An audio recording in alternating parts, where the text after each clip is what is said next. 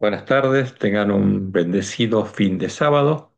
Esta tarde de sábado vamos a estudiar la lección 9 de alusiones, imágenes y símbolos, y el título es En los Salmos, segunda parte.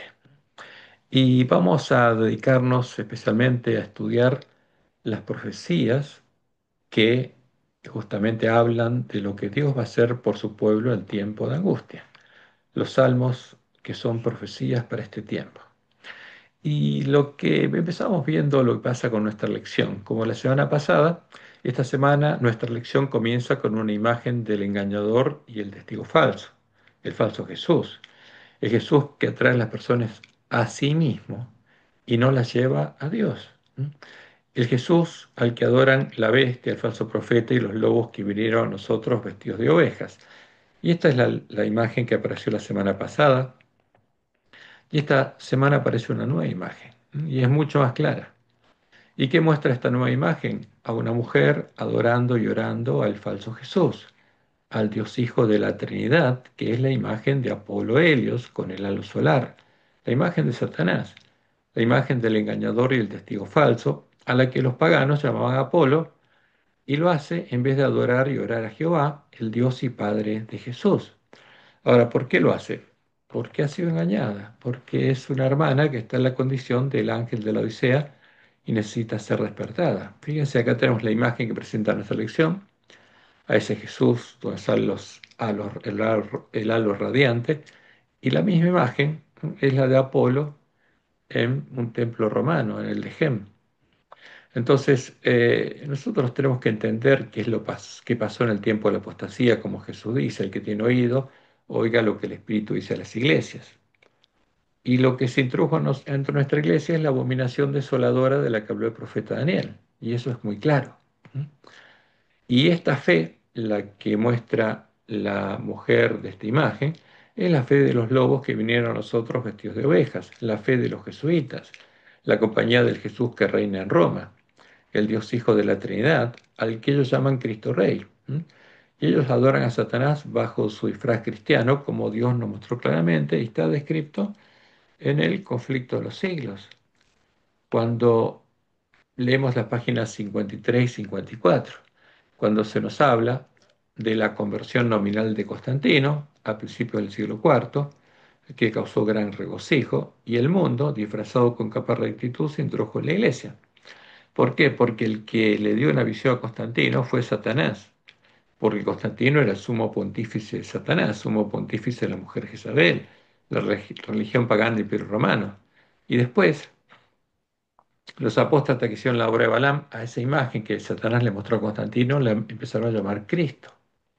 Pero esa es la imagen del sol con una cruz, símbolo de los hijos del sol, en ese caso de Baal hijo. Y llamaron Cristo a quién? A esa imagen de Baal, la imagen de Tamuz, la de Horus, la de Mitra, la imagen de Apolo.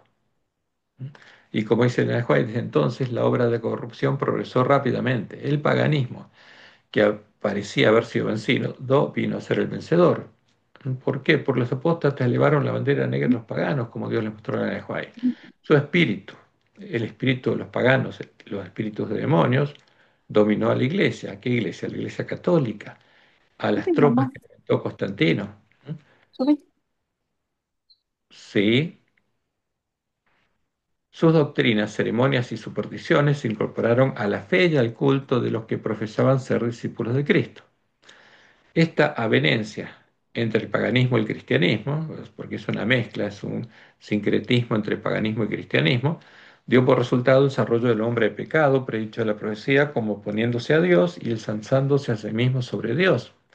Y agrega Elena, este gigantesco sistema de falsa religión, porque es verdadera religión, no, adoraba que un ídolo. Es obra maestra del poder de Satanás, un monumento a sus esfuerzos para sentarse él en el trono y reinar sobre la tierra según su voluntad. Entonces las fuerzas que levantó Constantino, ¿qué son? Son parte de la sinagoga de Satanás.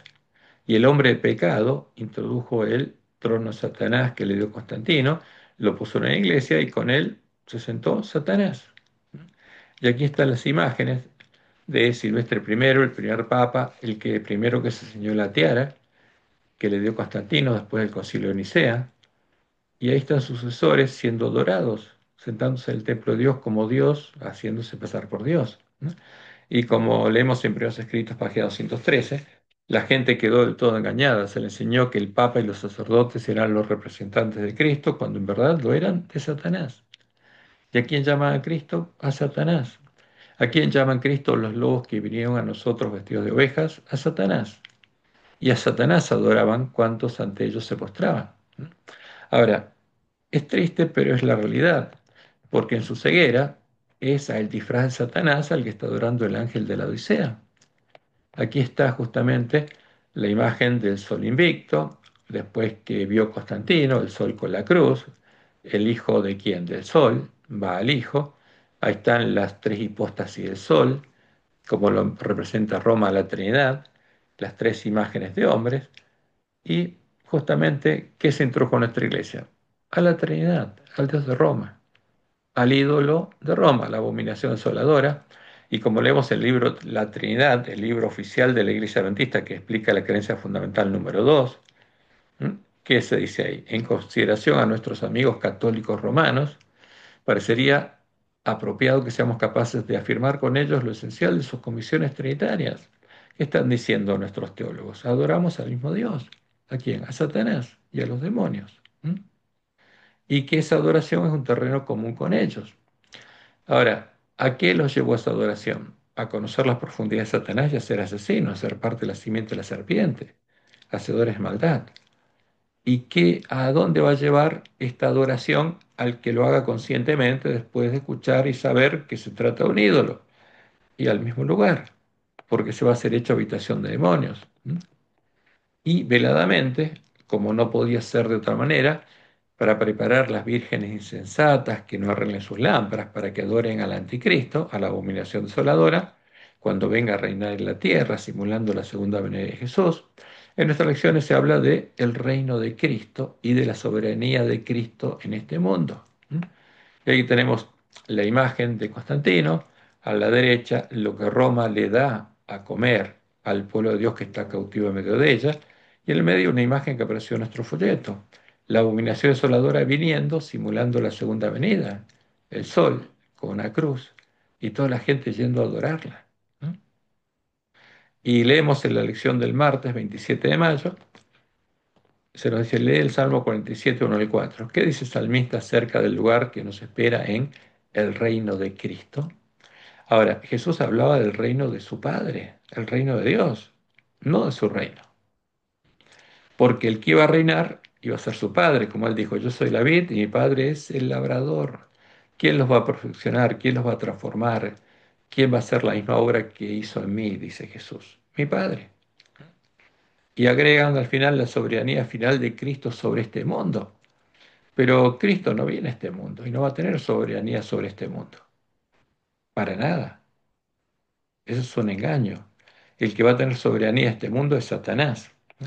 Sobre este mundo va a reinar Satanás, al que llaman Cristo, por 1000 años, sin tener a nadie que engañar, porque van a estar todos muertos, los que lo adoren, hasta que este mundo y este universo sean destruidos y desaparezcan. Y Jehová y su pueblo redimido van a reinar donde los cielos nuevos y la tierra nueva que Él va a crear. Pero fíjense que este esquemita es sencillo. Hubo un tiempo en que solo existía el bien, donde en los cielos de los cielos, en los otros universos, hasta que se halló en Lucifer la maldad. Y a partir de ahí viene el periodo de existencia de la maldad. Y después de la caída de Lucifer, Dios creó los cielos y la tierra nuestros, y el hombre cayó, porque conoció la maldad. Satanás le dio como conocer su ciencia, y a eso se debe las desgracias que hay en este mundo. ¿Hasta cuándo? Hasta la segunda venida, después Satanás va a estar solo acá en la tierra por 1000 años, y después de los 1000 años va a dejar de existir la maldad, y este universo va a ser deshecho, y Dios va a crear cielos nuevos y tierras nuevas en los que solo va a existir el bien. Y vamos a leer algunas palabras de los apóstoles. Empecemos por Pablo en Romanos 8, 18 al 21. Pues tengo por cierto que las aflicciones del tiempo presente no son comparables con la gloria venidera que en nosotros ha de manifestarse, ¿eh? Porque la gloria de Jehová se volverá a manifestar en sus hijos. porque el anhelo ardiente de la creación es el aguardar la manifestación de los hijos de Dios, de los hermanos de Jesús. Y eso va a ocurrir con los sellos del pueblo adventista, porque la creación fue sujetada a vanidad no por su propia voluntad, sino por causa del que la sujetó en esperanza. Porque también la creación misma será libertada de la esclavitud de corrupción. Porque ¿qué pasó con la creación? Fue corrompida por Satanás y va a ser libertada a la libertad gloriosa de los hijos de Dios. ¿Cuándo va a ser libertada la creación? Después del milenio, como leemos en 2 de Pedro 3:10, porque el día del Señor vendrá como ladrón en la noche, de golpe viene, en el cual los cielos pasarán con grande estruendo, y los elementos ardiendo serán deshechos, y la tierra y las obras que hay en ella serán quemadas, y dejarán de existir. Pero viene el día de Jehová, empieza el tiempo de angustia, y el día de Jehová termina después del milenio. Y dice Pedro en 2 de Pedro 3:13, ahora, pero nosotros esperamos, según sus promesas, cielos nuevos y tierra nueva, en los cuales mora la justicia. No vamos a vivir en esta tierra. Dios no va a reinar en esta tierra. Como leemos en Isaías 65, 17 a 19. Porque aquí que yo crearé nuevos cielos y nueva tierra, y de lo primero no habrá memoria, ni más vendrá el pensamiento, mas os gozaréis y os alegraréis para siempre en las cosas que yo he creado. Porque aquí que yo traigo a Jerusalén alegría y a su pueblo gozo, y me alegraré con Jerusalén y me gozaré con mi pueblo, y nunca más se oirá en ella voz de lloro ni voz de clamor. Y en Isaías 66, 26 al 23 repite la promesa Jehová. Porque como los cielos nuevos y la nueva tierra que yo hago permanecerán delante de mí, dice Jehová, así permanecerá vuestra descendencia y vuestro nombre, y de mes en mes y de día de reposo en día de reposo vendrán todos a adorar delante de mí, dijo Jehová. ¿Dónde? En los cielos nuevos y la tierra nueva, no en esta tierra. El que va a tener soberanía en esta tierra, y la tiene es Satanás, el Jesús al que adoran los lobos vestidos de ovejas. Y en Apocalipsis 20:11 leemos, y vi un gran trono blanco y el que estaba sentado en él, y delante del cual huyeron la tierra y el cielo, y ningún lugar se encontró para ellos. O sea, desaparece lo que fue creado para el hombre y fue corrompido por Satanás. No deja de existir. Y Dios crea de nuevo, ¿qué cosa? Un cielo nuevo y una tierra nueva. Vi un cielo nuevo y una tierra nueva porque el primer cielo y la primera tierra pasaron y el mar ya no existía más. ¿No? Y como leemos en Apocalipsis 21:4, enjugará Dios toda lágrima en los ojos de ellos y ya no habrá más muerte, ni habrá más llanto, ni clamor, ni dolor, porque las primeras cosas pasaron y no existen más. Ahora, ¿quién va a reinar esta tierra? Satanás. ¿Quién viene a reinar esta tierra? Satanás. ¿Quién le prepara el camino? La bestia, el falso profeta, los lobos que vinieron a nosotros vestidos de ovejas. Y, tristemente, se lo van a preparar los adventistas nominales que no hayan recibido el sello de Dios. Por eso, el mensaje de Dios se dirige primero al pueblo de la iglesia remanente. Y vamos a un poco, después de ver esto, a ver cuál es la fe de la iglesia primitiva, porque es muy clara en la Biblia. ¿Cuál era la fe de la iglesia primitiva? La fe de los hermanos de Jesús, porque Jesús era el primogénito entre muchos hermanos. Y es claro, era la fe de Jesús, porque tenían la misma fe que Jesús, que Jesucristo hombre, en su Dios y Padre. O sea, no tenían fe en Jesús, no seguían a Jesús como los jesuitas, ¿no? Como los lobos que vinieron a nosotros vestidos de ovejas, que son seguidores de Jesús. No. ¿En quién creían? En Jehová, el Dios y Padre de Jesús, el que, como conocía las palabras de profecía, lo guiaba cada día, abría sus oídos a su palabra y le daba sabiduría para actuar. Porque lo mismo que hizo con Jesús, Jehová haría con nosotros. ¿Mm? Como leemos en Isaías 54:10. Jehová el Señor me dio lengua de sabios, ¿eh? Entonces hablando acá simbólicamente, anticipadamente, el Mesías para saber hablar palabras alcanzado. Despertará mañana tras mañana.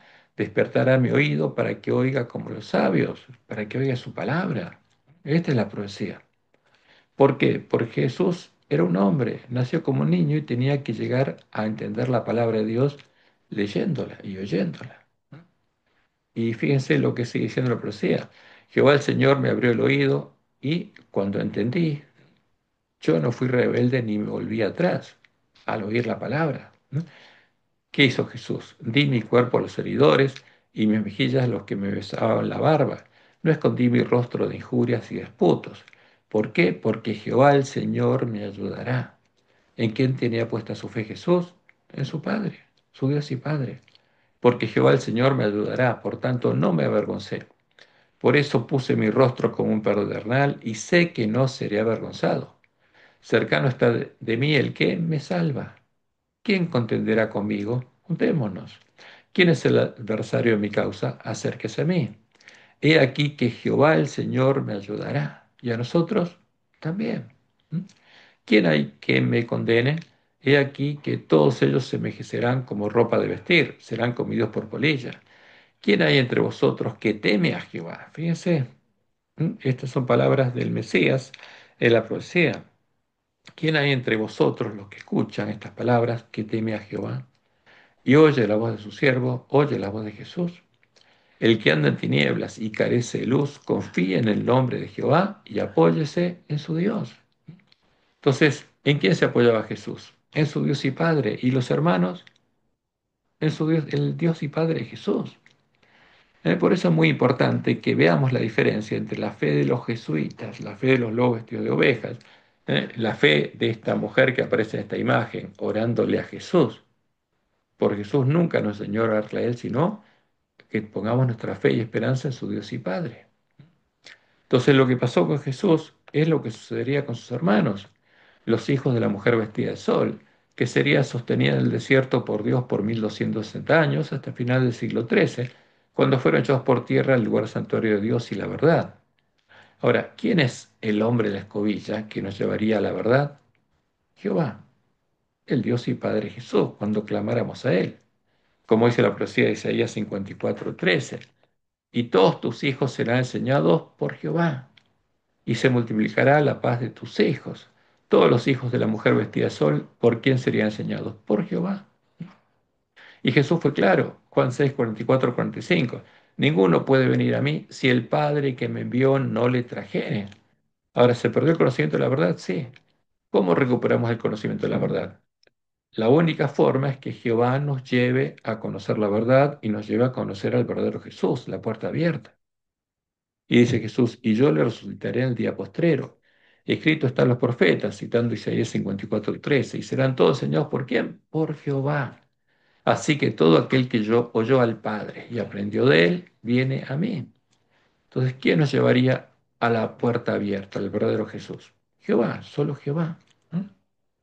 Y en Juan 15:1 y 2 Jesús dice, yo soy la vida verdadera y mi Padre es el labrador. ¿Quién es el que nos da poder, nos transforma en imagen de Jesús y nos guía por el camino angosto a seguir las pisadas de Jesús? El Dios y Padre Jesús. Y Jesús dice, todo pámpano que en mí no lleva fruto lo quitará y todo aquel que lleva fruto lo limpiará. ¿Quién? Mi Padre dice, para que lleve más fruto. Y en Efesios 1:15-20 Pablo dice lo siguiente,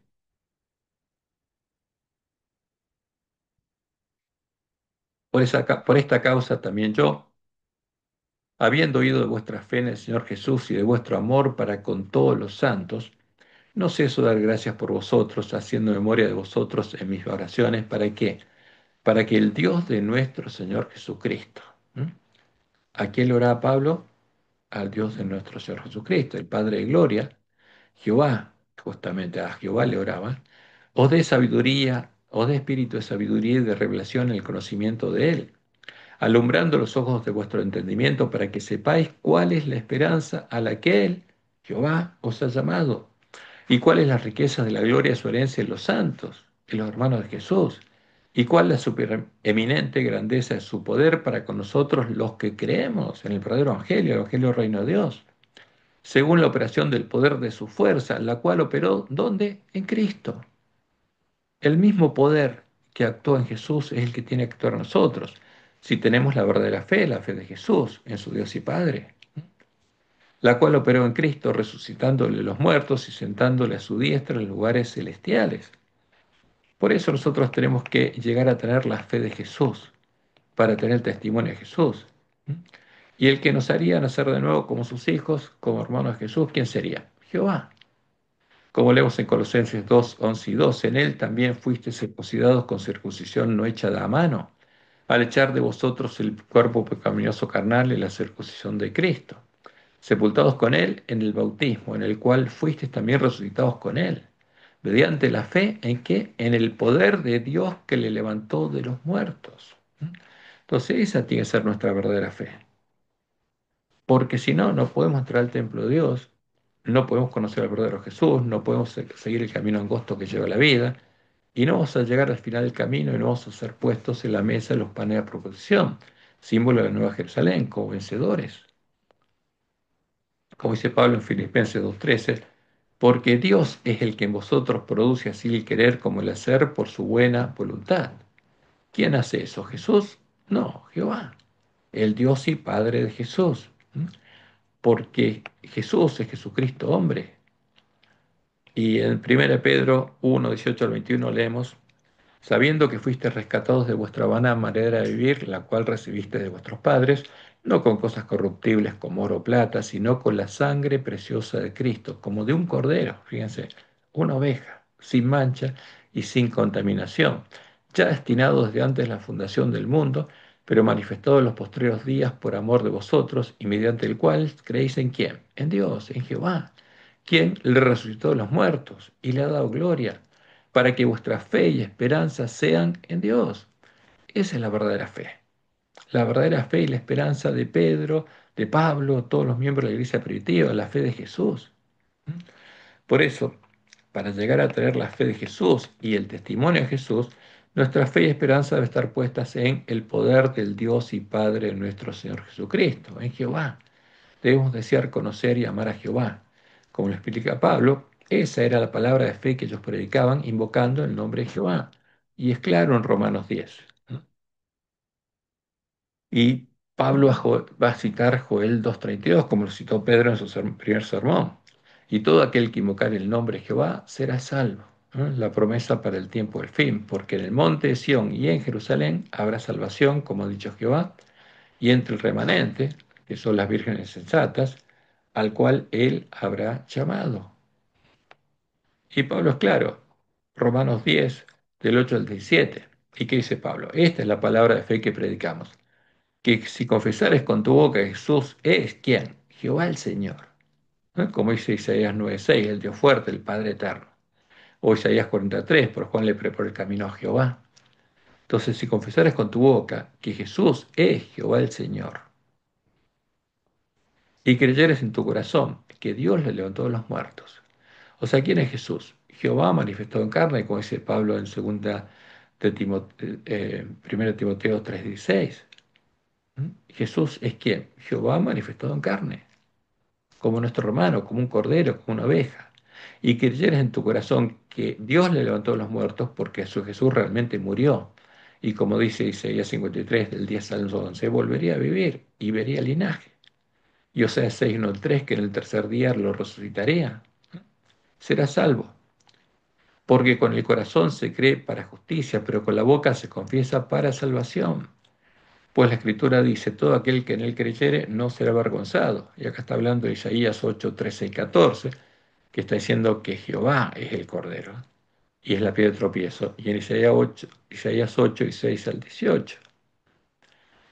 Y Isaías 28, 16. ¿Por qué eso es importante?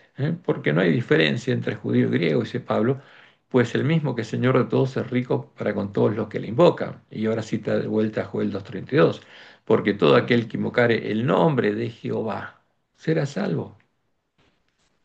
Y ahora agrega, ¿cómo pues invocarán a Jehová, a aquel en el cual no han creído?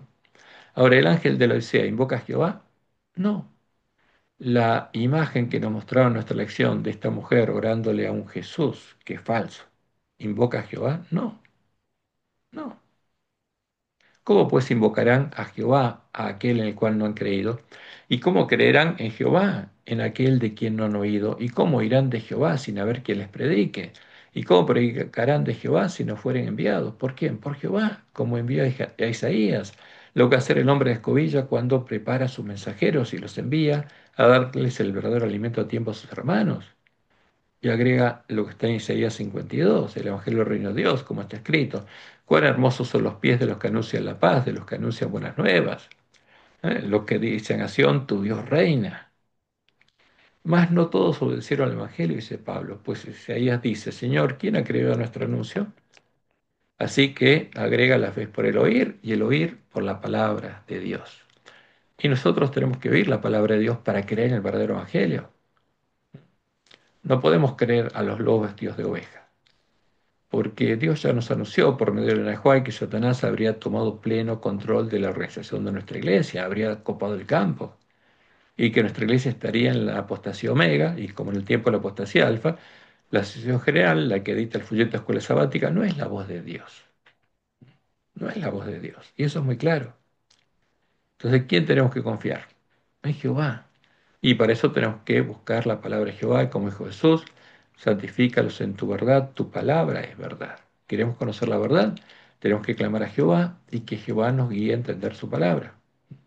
Ahora, ¿qué fruto puede dar en nosotros la fe en el anticristo, en el falso Jesús, al que adora a la bestia y el falso profeta? ¿Mm? Y podemos llevar a recibir poder de parte del falso Jesús, el anticristo, y no del Dios y Padre del Santo verdadero Jesús, como le indican los factores de nuestra elección, y usar ese poder de los espíritus seductores como hacedores de maldad, para engañar a otros, para hacer señales y milagros.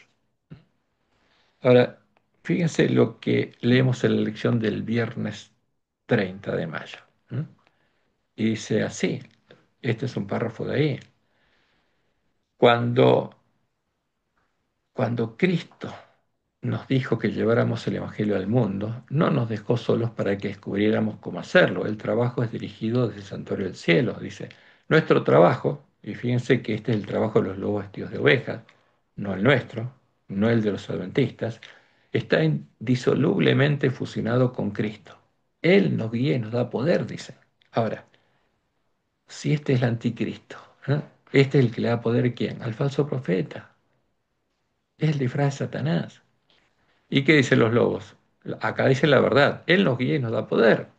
Ahora, ¿son guiados por Dios, como dijo Jesús? Todo aquel que oyó al Padre y aprendió de él viene a mí. No, los guía el anticristo, el Satanás disfrazado de Cristo. Y ese disfraz es el Satanás y los espíritus demonios. ¿Y qué dicen? Él nos guía y nos da poder. Por eso la imagen de esta mujer orándole a este Cristo. Esta es su obra, no la nuestra. Por eso se nos pide que sigamos su dirección. ¿Eh? Porque Él los guía y ellos tienen que seguir su dirección, como decía justamente el creador del orden de los jesuitas, ad cadáver, como un cadáver. No tienen que pensar, tienen que obedecer. Ahora, ¿cómo dirige este Jesús a su ejército?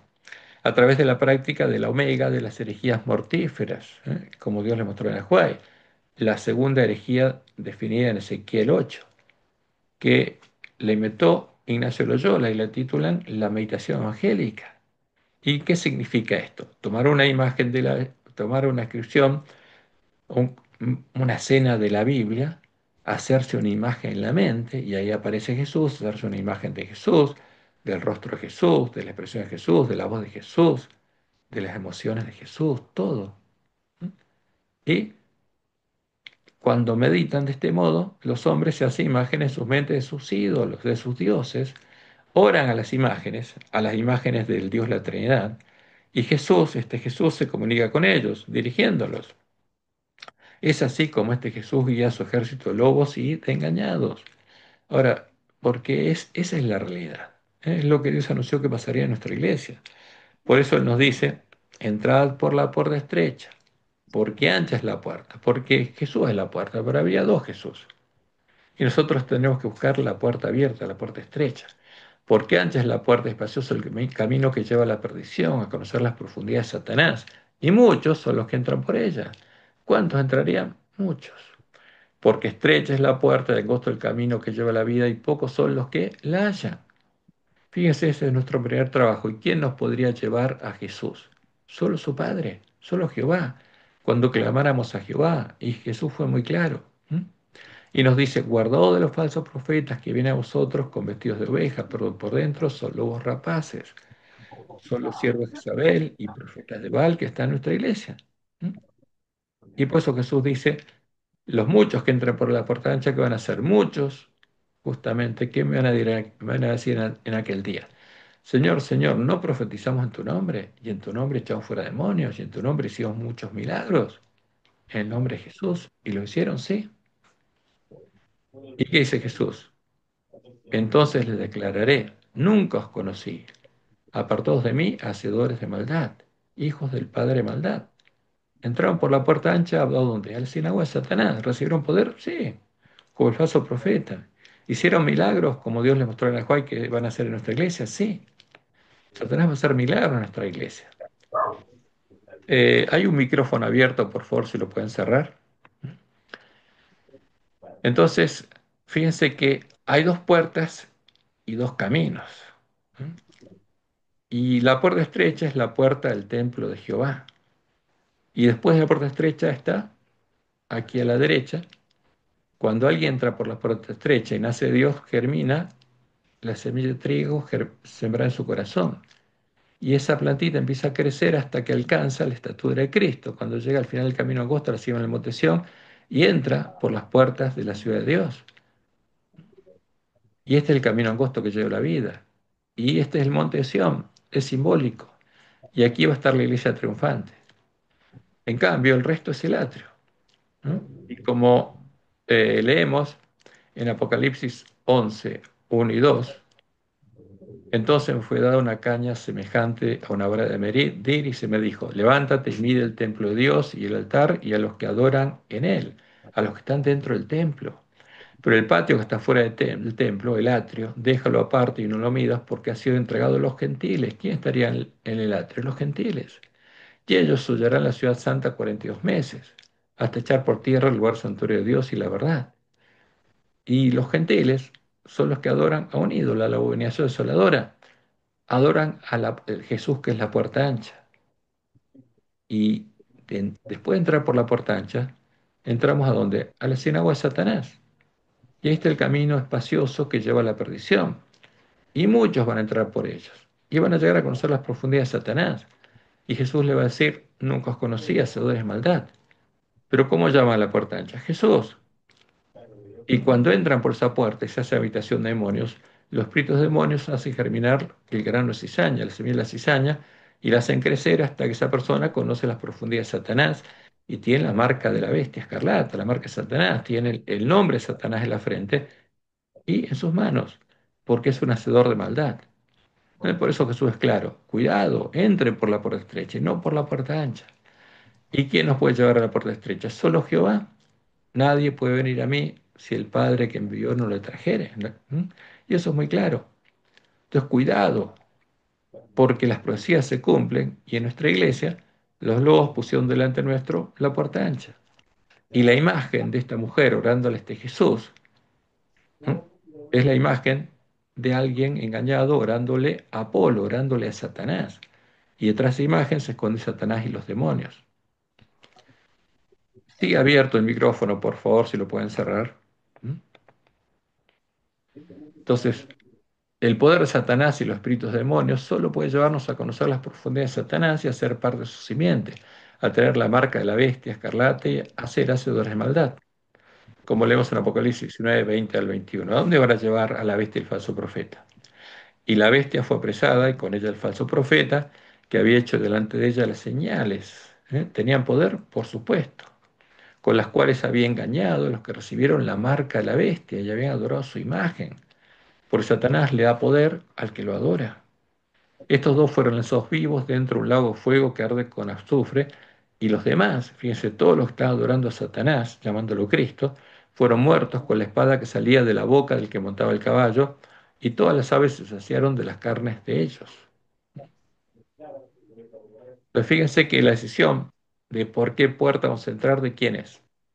Es nuestra. ¿Mm?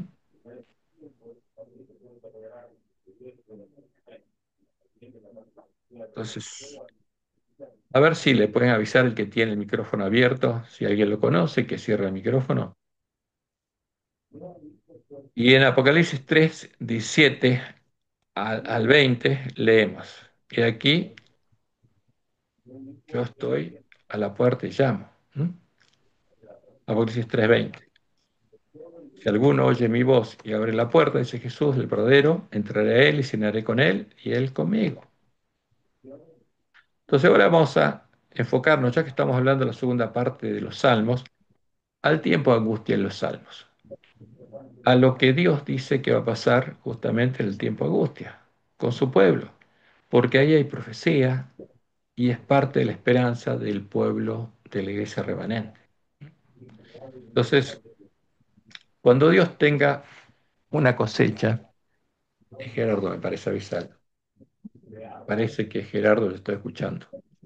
Cuando Dios tenga una cosecha de trigo preparada en la iglesia remanente, llegará el fin del tiempo de gracia para el pueblo adventista. Se cerrará la puerta y serán separadas las plantas de trigo con fruto, o sea, los hijos de Dios, la simiente de la mujer, de las plantas de cizaña con fruto, los hijos del diablo, la simiente de la serpiente. Entonces comenzará el tiempo de angustia, el día de Jehová, el día de la batalla. Jesús fue claro, y esto ocurre en la iglesia remanente. De manera que como se arranca la cizaña y se quema en el fuego, así será en el fin de este siglo, o sea, en el fin del tiempo de la iglesia militante. Enviará el Hijo del Hombre a sus ángeles y recogerán de su reino, y Jesús fue claro. A partir de 1844, el reino de los cielos, semejante a las vírgenes que salieron a recibir al esposo, está hablando de quién, del pueblo adventista.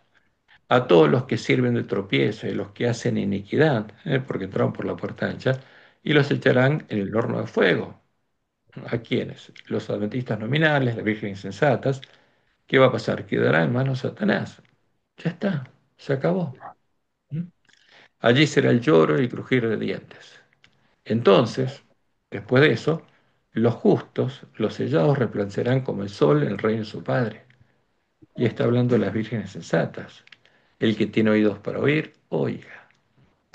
Entonces, en los Salmos hay varias profecías que anuncian lo que va a suceder en el tiempo de angustia con el pueblo de Dios, con los sellados del pueblo adventista y con los obreros de la undécima que salgan a la Gran Babilonia y se unan a la predicación del fuerte pregón del mensaje de los tres ángeles, que se unan a el llamado del Espíritu y la esposa, porque el llamado al Espíritu y la esposa va a ser muy claro en ese tiempo. Bienaventurados los que lavan sus ropas, ¿dónde? En la sangre del Cordero, para tener derecho al árbol de la vida y para entrar por las puertas de la ciudad de Dios. ¿Y la ciudad de Dios cuál es? La Nueva Jerusalén. Y el Espíritu y la esposa, las 144.000 primicias de la esposa en la última generación, que dicen, ven, llaman al pueblo que está en Babilonia. Y el pueblo que está en Babilonia oye el mensaje y sale de Babilonia, ¿qué tiene que hacer? Y el que oye, diga, ven, como obrero de la hora undécima. Y el que tiene sed, venga. Y el que quiera, tome del agua de la vida gratuitamente. Porque esa es la promesa de Dios. Y en el Salmo 96 encontramos la primera mención del cántico nuevo que van a cantar los redimidos. Ahora, ¿quiénes son los primeros que van a cantar un cántico nuevo? Los 144.000 sellados del pueblo adventista, las primicias de la esposa del Cordero, como leemos en Apocalipsis 14, 1 en adelante. Después miré, y aquí el Cordero estaba en pie sobre el monte de Sión, y con él 144.000 que tenían el nombre de él y el de su padre escrito en la frente. ¿Qué tenía la marca de la bestia o el nombre de Dios? El nombre de Dios, pero tenía el carácter de Dios, porque tenían la ley de Dios escrita en la mente y el corazón.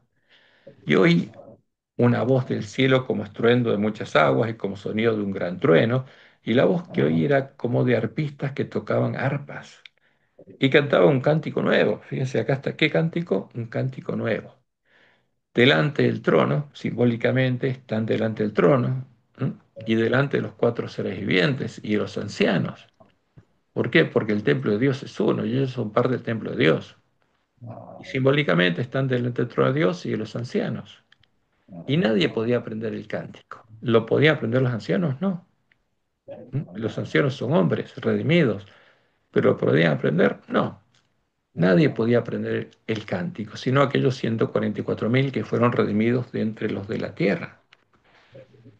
Entonces, ¿por qué los ancianos, algunos de ellos parte de las primicias de los muertos que llevó Jesús con él, no podían aprender el cántico nuevo? Porque es el cántico de la experiencia de las primicias de la esposa del Cordero. Los que, siguiendo las pisadas de Jesús, recorrieron el camino angosto hasta llegar a la ciudad de Dios, experiencia que los ancianos no vivieron. pero sí va a vivir la gran multitud que salga de la gran Babilonia. Y leemos Apocalipsis 14, 4 y 5. Estos son los que no se contaminaron con mujeres, con las iglesias caídas de las que Dios separó a su pueblo, pues son vírgenes. Estos son los que siguen al Cordero por donde quiera que va. Y esto es lo interesante. ¿Pueden seguir al Cordero? Sí. ¿Por donde quiera que él va? Sí. Son los únicos. ¿Por qué? Porque ya tienen el nombre de él y de su Padre escrito en la frente. Estos fueron redimidos de entre los hombres como primicias para Dios y para el Cordero. ¿Qué son? Primicias. Y en sus bocas no fue hallada mentira, pues son sin mancha delante del trono de Dios. ¿Tienen mancha? No, porque son panes y levadura que ya fueron puestos en la mesa de los panes de la proposición. Son parte de la esposa del Cordero. Y en el Salmo 96 encontramos una profecía del llamado del espíritu de la esposa, un anuncio de cuál es el mensaje de los tres ángeles, como lo indica la Elena de White, El conflicto de los siglos, página 489. ¿Mm? Dice ella, el primer ángel exhorta a los hombres a que teman al Señor y que le den honra y a que le adoren como creador del cielo y la tierra. Para poder hacerlo, deben obedecer su ley.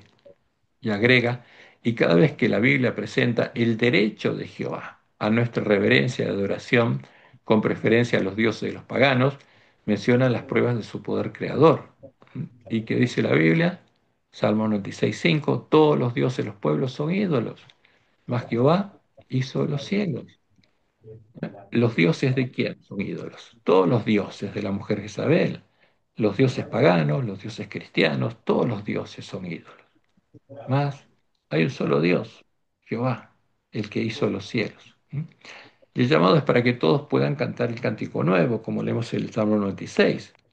Y empieza así, cantad a quién, a Jehová, cántico nuevo, cantad a Jehová toda la tierra. Es un llamado para que todos canten este cántico nuevo.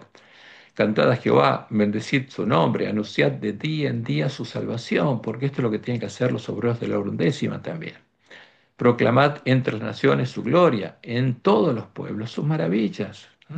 Porque grande es Jehová y digno de suprema alabanza, temible sobre todos los dioses, porque todos los dioses de los pueblos son ídolos, incluyendo los dioses cristianos de la mujer Jezabel, incluyendo a la Trinidad, que es un ídolo, creado en el siglo cuarto, y que se usaron las imágenes de la bandera negra de los paganos poniéndole nombre cristiano. Pero el Dios Padre de la Trinidad es la imagen de Zeus. El Dios Hijo es la imagen de Apolo, de Satanás. El Dios Espíritu Santo es la imagen de Hermes, el Dios mensajero. Crearon un nuevo ídolo y lo llamaron la Trinidad. Y son ídolos, pero Jehová hizo los cielos. Alabanza y magnificencia delante de él, poder y gloria en su santuario. Y sigue siendo el versículo 7. Tributad a Jehová, oh familias de los pueblos, dad a Jehová la gloria y el poder, y no a la imagen cristiana del ángel del abismo, a la que llama Jesús. Y esto es muy importante, y esto es especialmente importante para el pueblo adventista. Dad a Jehová la honra debida a su nombre, traed ofrendas y venid a sus atrios. Adorad a Jehová en la hermosura de la santidad, como las primicias de la esposa del Cordero. A eso se nos llama. Temed delante de él toda la tierra. Decid entre las naciones, Jehová reina. Y eso es predicar el evangelio del reino de quién? De Jehová. Porque el que reina es Jehová, no Satanás, no el Cristo, al que adoran los lobos. Satanás no reina, reina en este mundo, pero no en el reino de Dios. Y Jehová va a reinar sobre sus hijos. También afirmó el mundo, no será conmovido, juzgará a los pueblos en justicia. Alégrense los cielos y gócese la tierra, brame el mar y su plenitud, regocíjese el campo y todo lo que está en él. Entonces todos los árboles del bosque rebosarán de contento, porque los árboles son un símbolo de los redimidos. Delante de Jehová que vino, porque vino a juzgar la tierra. Juzgará al mundo con justicia y a los pueblos con su verdad. Esto es lo importante que entendamos. Y después el Salmo 46 habla de la protección de Jehová a Jerusalén. Y vuelvo a repetir el pedido, a ver si lo pueden escuchar esta vez. Cierren los micrófonos porque hay micrófonos abiertos, por favor. Cristian, es el micrófono de Mateo José Chero Silva. ¿No se puede Si cerrar? de pronto tú lo...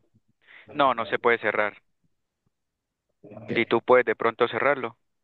A ver si puedo ir para allá. Tengo que salir de acá.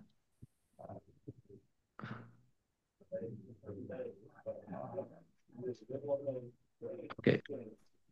Le mandé mensaje, pero se ve que no lo lee.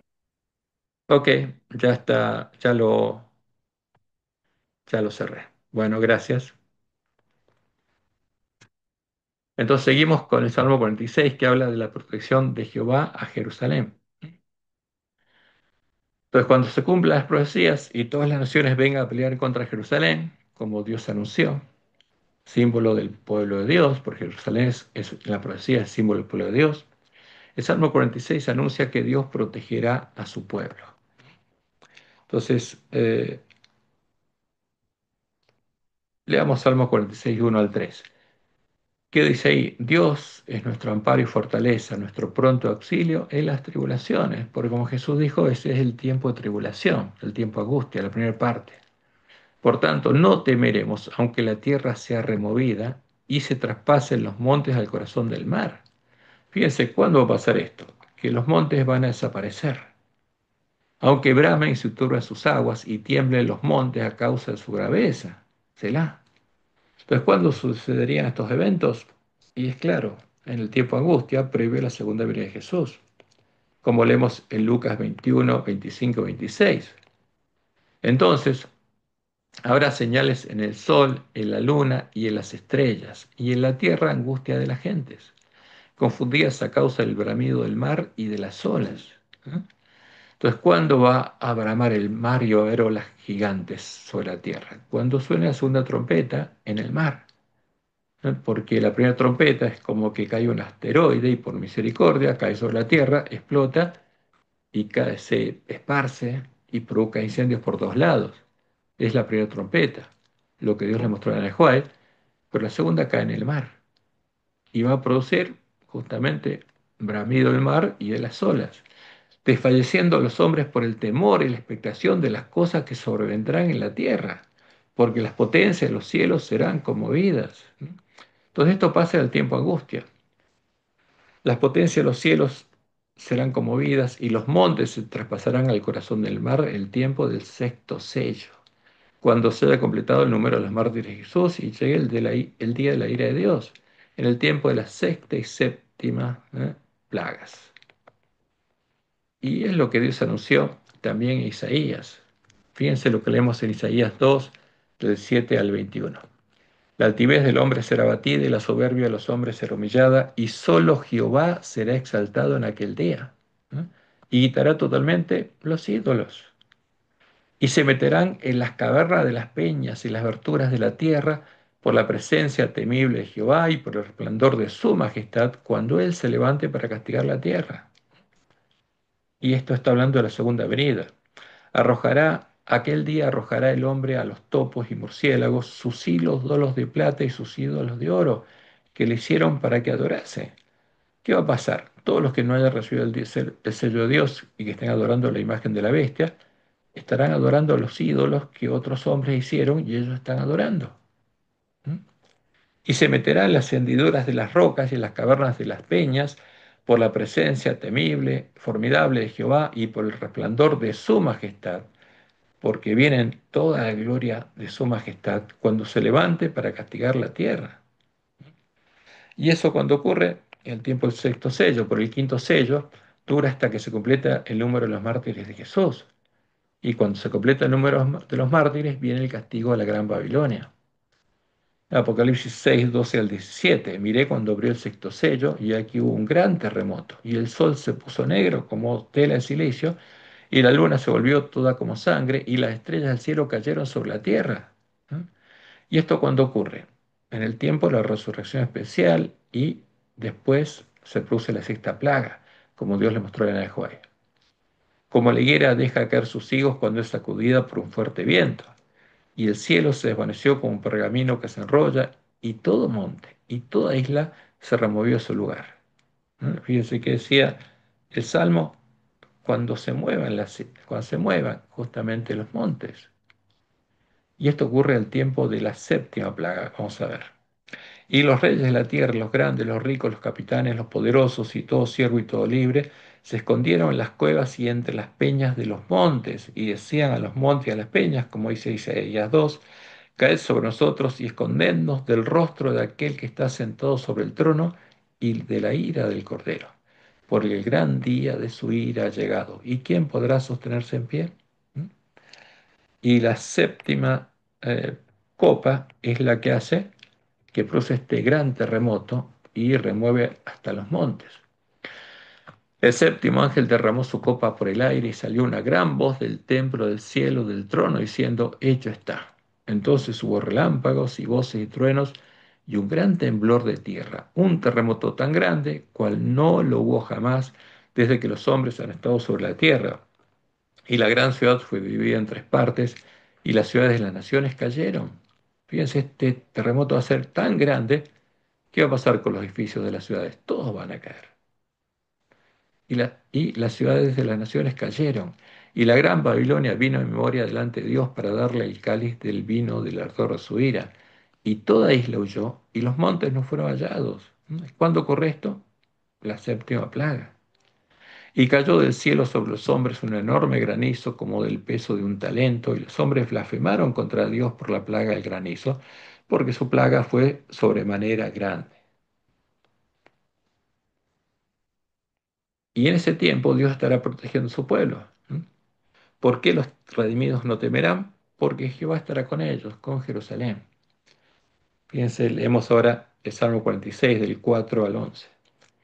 Del río sus corrientes, y está hablando del río de la vida, que sale del trono de Dios, alegran la ciudad de Dios, el santuario de las moradas del Altísimo, porque su pueblo es el templo de Dios, y Él va a estar morando con ellos. Dios está en medio de ella, no será conmovida, Dios la ayudará al clarear la mañana. Bramaron las naciones, titubearon los reinos, dio él su voz, se derritió la tierra. Jehová de los ejércitos está con nosotros, nuestro refugio es el Dios de Jacob. ¿Quién lo estaría protegiendo? Jehová.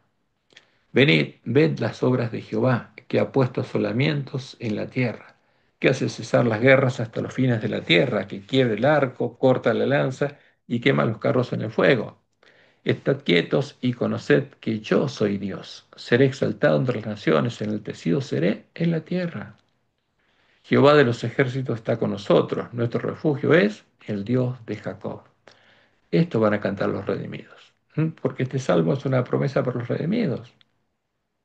Cuando Dios derrame las siete copas de su ira sobre la gran Babilonia y sobre todos los que estén adorando a la bestia de su imagen. Y el Salmo 91 es una promesa para todo el tiempo de angustia, porque habla de los que habitan al abrigo del Altísimo. Como lo indica la profecía del Apocalipsis, Jehová y el Cordero serán el templo de todos los redimidos que sean parte de la iglesia triunfante, la Nueva Jerusalén. Y leemos en Apocalipsis 21, 22 y 23. Y Juan dice, y no vi en ella templo, o no vi un edificio, porque el templo del antiguo pacto era un símbolo, era simbólico. No es que haya un edificio en el cielo que sea igual a ese templo, no. Y no vi en ella templo, no vi un edificio, porque el Señor Dios Todopoderoso, porque Jehová es el templo de ella. Jehová el Altísimo es el templo de su pueblo. Y el Cordero, y también es el Cordero, porque dice, el Dios, Señor Dios Todopoderoso es, hay un solo verbo esta frase, es el templo y es el Cordero, porque Jehová es el Cordero. La ciudad no tiene necesidad de sol ni de luna que brillen en ella, porque la gloria de Dios la ilumina. La gloria de Jehová nació sobre ella y el Cordero es su lumbrera. Y el Salmo 21 justamente anuncia lo que Jehová hará durante el tiempo de angustia con los que estén morando en su templo, con los que moren al abrigo del Altísimo y no estén en el atrio junto a los gentiles, junto a los paganos, adorando a la imagen de la bestia. Como vimos justamente en Apocalipsis 11, 1 y 2, los únicos que van a ser medidos son los que estén dentro del templo de Dios, no los que estén en el atrio. Y al templo de Dios se entra por la puerta estrecha. En cambio, los que estén en el atrio van a entrar por la puerta ancha a la sinagoga de Satanás y no van a ser medidos, porque van a estar con los gentiles adorando a la imagen de la bestia. como Dios lo anunció por medio de Ezequiel, estarían en el atrio adorando al sol, postrándose hacia el oriente. ¿Eh? Y se perdió el conocimiento de la verdad, pero cuando los lugares asolados fueran reedificados, habría 144.000 adventistas que entrarían por la puerta estrecha, recorrerían el camino angosto y llegarían al final del camino y entrarían con el esposo a las bodas. Y como Dios le mostró a Daniel White en sus primeras visiones, la protección de Dios, la cubierta de Dios será quitada de los adventistas nominales y se extenderá sobre todo el pueblo de Dios que salga de la Gran Babilonia y entre por la puerta estrecha al templo de Jehová. Y leo esto en Hechos de los Apóstoles, página 345 de 1911. Dice Elena, cuando las tinieblas sean más profundas, mientras acerquemos el tiempo del fin, la luz de un carácter semejante al de Dios brillará con el máximo fulgor. ¿Quién va a tener un carácter semejante al de Dios? El que tenga el nombre de Dios escrito en la frente, los 144.000 sellados. Cuando fallen todas las demás confianzas, entonces se verá quiénes confían firmemente en quién, en Jehová. Porque los sellados van a ser los que confíen firmemente en Jehová, los que tengan la fe de Jesús, en Jehová, en su Dios y Padre. Y mientras los enemigos de la verdad estén por doquiera vigilando a los siervos de Dios para mal, Dios velará para ellos, por ellos para bien. Será para ellos como la sombra de un gran peñasco en tierra desierta. Y eso es lo que anuncia el Salmo 91, que dice lo siguiente: el que habita al abrigo del Altísimo, ¿a dónde habita? Debajo del Altísimo, al abrigo del Altísimo, morará bajo la sombra del Omnipotente. Diré yo a Jehová: esperanza mía y castillo mío, mi Dios, ¿en quién confiaré? O sea, ¿quién habitará al abrigo del Altísimo? El que tema a Jehová. Y el que diga a Jehová, esperanza mía y castillo mío, mi Dios, ¿en quién confiaré? Como podemos ver, estas promesas son para los que, como Elías, temen a Jehová. Ellos morarán al abrigo del Altísimo, bajo la sombra del Omnipotente. Y versículo 3 en adelante dice lo siguiente: Él te librará del lazo del cazador, de la peste destructora. ¿Quién es el cazador? Satanás. De la peste destructora, por Satanás va a destruir con sus pestes. Con sus plumas te cubrirá y debajo de sus alas estarás seguro. Escudo y adarga es su verdad, su palabra. No temerás el terror nocturno, ni saeta que vuele de día, ni pestilencia que ande en oscuridad, ni mortandad que en medio del día destruya. Caerán a tu lado 1.000 y 10.000 a tu diestra, mas a ti no llegarán. ¿A quién no va a llegar? A los sellados del pueblo de Dios. A ellos no llegarán las plagas con las que Satanás herirá a sus siervos, a los que lo estén adorando a él bajo su disfraz cristiano, en el tiempo de la quinta y sexta trompetas, como dice claramente la profecía, como veremos la próxima semana, para incitarlos a matar a los siervos de Dios, pues Satanás no puede tocarlos, pero sí se va a completar el número de los mártires. Tampoco llegarán a ellos las 7 copas de la ira de Dios, que es la recompensa de los impíos, como dice el Salmo 91:8. Ciertamente con tus ojos mirarás y verás la recompensa de los impíos, porque has puesto a Jehová, que es mi esperanza, al Altísimo por tu habitación.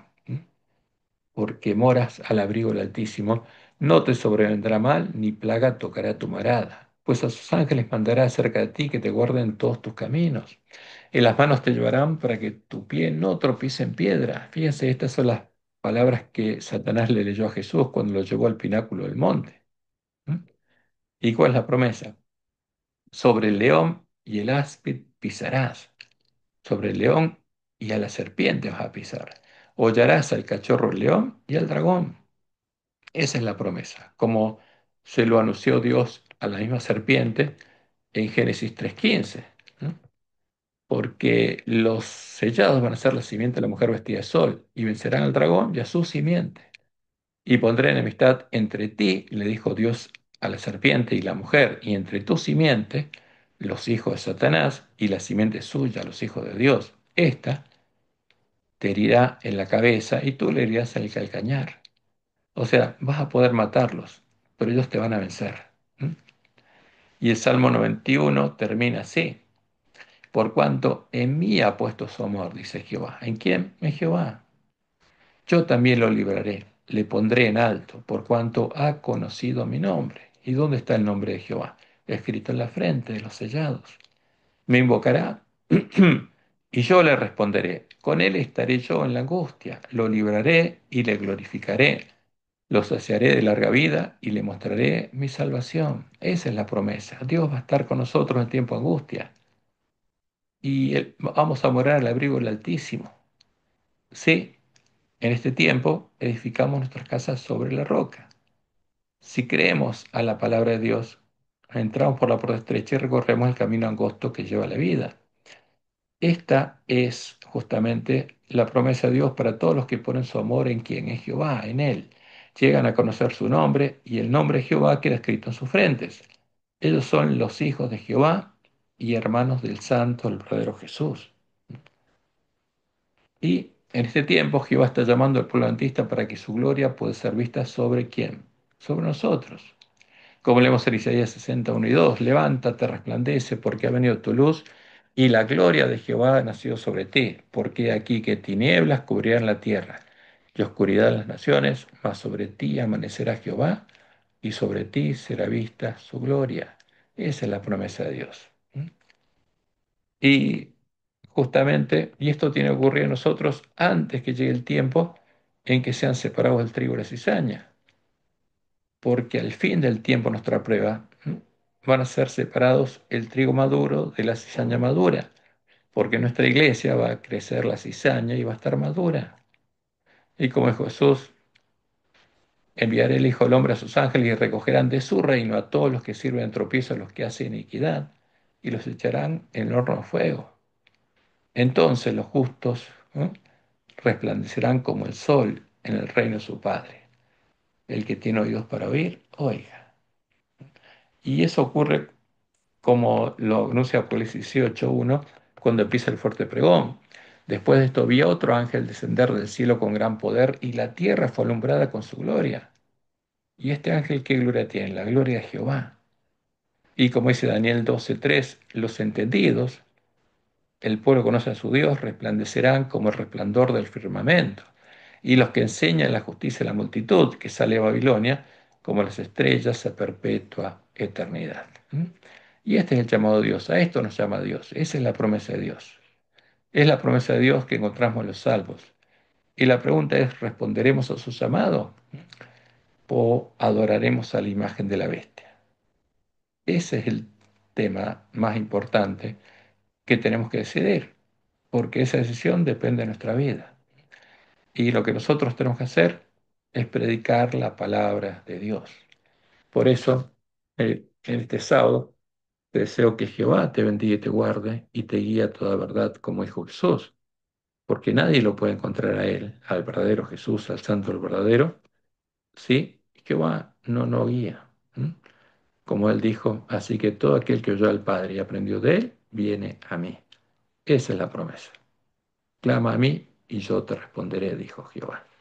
Que Jehová te bendiga y te guarde y te guíe a toda verdad y que tengas un bendecido sábado.